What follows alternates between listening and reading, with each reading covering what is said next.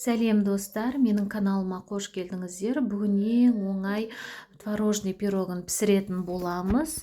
Видеоны соңына дейін қарап, лайк басып, комментарий жазып, тіркелуді ұмытпаңыздар. Бізге ең алдымен құрамына ұн, қант және сармай, осының барлығын араластырып крошка жасап аламыз.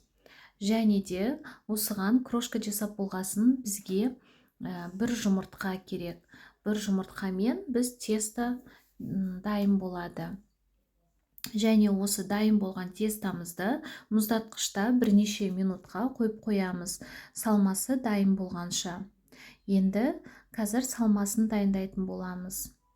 Бізге салмасына мен пачкадағы творогты алдым, өйткені менің диаметрім кішкентай, сол үшін де сіздер весовой творог алсаңыздар да болады.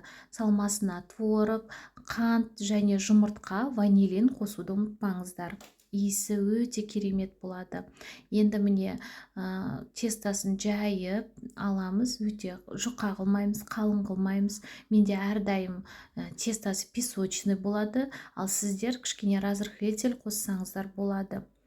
Өйстіп тестасын дайындап алып, енді ішіне салмасын құятын боламыз. Және осы салмасымен пирогымызды пешке бір 180 градуста 30 минутта пісіп шығады.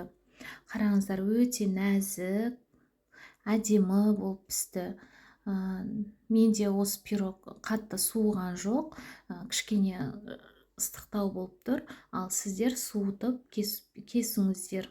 Дәл осылай қылып пісіріп, қонақтарыңызға қойсаңыздар, отбасыларыңызды қуантсаңыздар болады.